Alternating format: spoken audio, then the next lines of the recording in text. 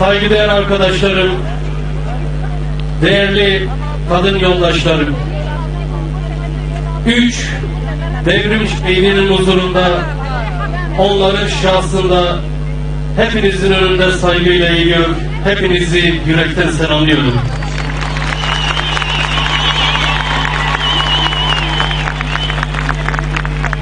Aslında arkadaşlarım hepimizin ortak duygularını ifade ettiler.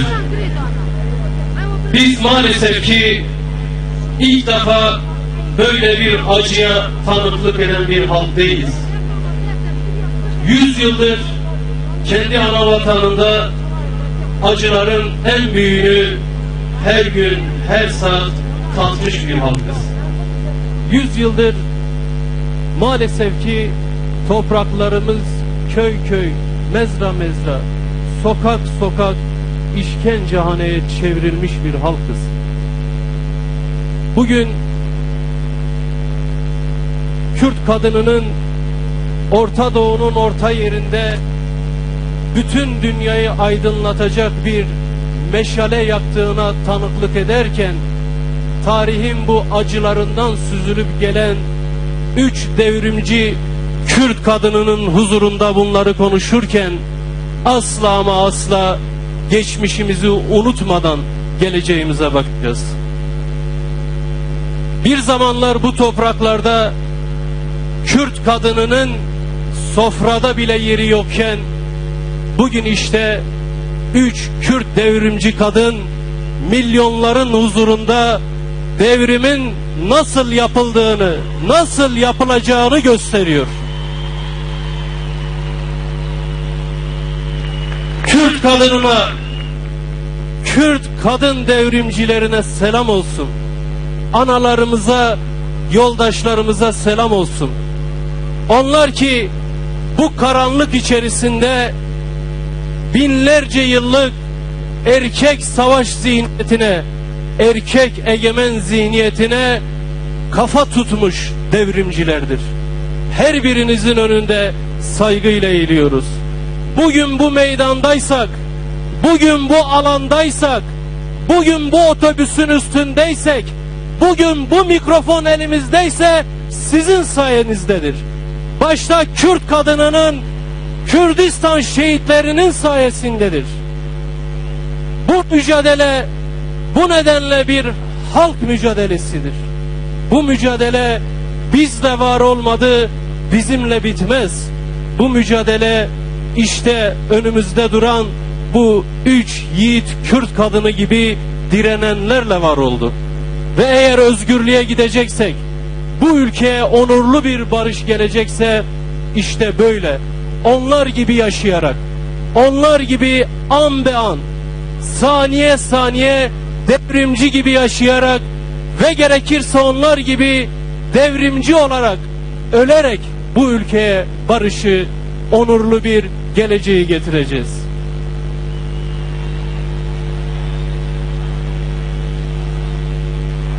Ben Sakine, Leyla ve Fidan arkadaşlarımızın şahsında bütün şehitlerimizi bir kez daha saygıyla anıyorum. Şehitlerimize Allah'tan rahmet diliyorum. Başta ailelerimiz olmak üzere bütün halkımıza, bütün dostlarımıza, bütün yoldaşlarımıza başsağlığı diliyorum. Aslında söz söyleyecek zaman değil. Sözlerin kifayetsiz, çaresiz kaldığı günlerden geçiyoruz. İş yapma zamanıdır. Pratik yapma zamanıdır. Bu değerlere layık olabilmenin, bu değerlere bağlı kalabilmenin başka da çaresi yoktur.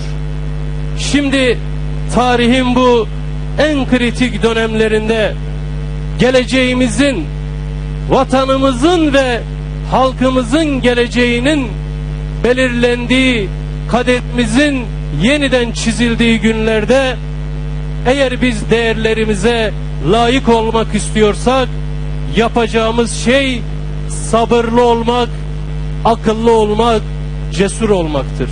Hiçbiri tek başına bir işe yaramaz. Aynı anda hem sabırlı, hem akıllı, hem cesur olacağız. Şehitlerimizin bize öğrettiği budur. Değerlerimizin bize öğrettiği, anlattığı budur. Bugünlerde özellikle de bizler üzerinden bir kader çizilme operasyonunun yapıldığı bu günlerde biz Ahmet Meydanı'nda 3 devrimci Kürt kadınının cenazeleri önünde açıkça ifade ediyoruz. Bu halk hiçbir zaman barıştan kaçmadı, barıştan korkmadı. Tam da onurlu bir barış için alanlardaydı, meydanlardaydı. Hiç kimse bizim halkımızı, bu hareketi, bu mücadeleyi barıştan uzak bir hareket, bir halk olarak tanımlayamaz. Bu halka hiç kimse haksızlık yapmasın. Acının en katmerli olduğu günlerde bu analar parçalanmış bedenleriyle evlatlarını toprağa verirken bile intikam yeminleri etmediler. Onurlu bir barışa aykırdılar. Bugün Sakine yoldaşın, Leyla'nın, Fidan arkadaşın aileleri intikam yeminleri etmiyorlar. Bizim evlatlarımız öldü, başka anaların yüreği yanmasın diyorlar. Bu onurlu, bu erdemli duruşu bütün dünya ne zaman anlayacak? Bu hükümet bu onurlu, bu erdemli duruşu ne zaman anlayacak? Biz de halkımıza verdiğimiz sözün arkasındayız. Ne söylediysek, ne konuştuysak arkasındayız. Bizim halkımıza özgürlük vaadimiz var. Onurlu bir yaşam, eşitçe, hakça bir yaşam ve barış sözümüz var. Bu topraklar artık barışa hasret, barışa susamış topraklar olarak kollarını, ellerini açmış, onurlu bir barışı beklerken kimse bu halkı başka bir şeyle suçlayamaz. Onurlu bir barıştan ne zaman kaçtık? Onurlu bir diyalogtan, müzakereden ne zaman geri durduk? Hiçbir kaygımız, hiçbir korkumuz yoktur. Özgüvenimiz tamdır. Bizimle bu sorunu, 100 yıllık Kürt ve Kürdistan sorununu konuşarak, müzakere ederek çözmek isteyenler bu halkın geniş yüreğine güvenebilirler. Bu halk İmralı'da Sayın Öcalan'ın yürüttüğü görüşmelerin arkasındadır. Bu meydan bunun fotoğrafıdır, bunun sesi, bunun tanıklığıdır. Artık barış zamanıdır diyoruz. Cenazelerimizin önünde bunu haykırıyoruz. Evlatlar ölmesin artık. Bu kanı durdurabiliriz. Konuşarak sorunlarımızı çözebiliriz. Yıllardır tekrarladığımız bu düşüncenin, bu duyguların görmek istiyoruz. İşte Kürt halkı barış irade, aynı hassasiyetleri bekliyoruz. Barışı konuştuğumuz günlerde Malatya morgunda 11 PKK'li genç var. Barışa susamış bir halktan daha büyük bir güç yoktur. Bu fırsatı artık kaçırmayalım.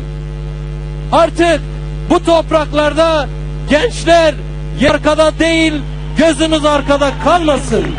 Milyonlarca Kürt kadını, milyonlarca Sakine, milyonlarca Fidan, milyonlarca Leyla işte bu yolda yürüyorlar. Sizler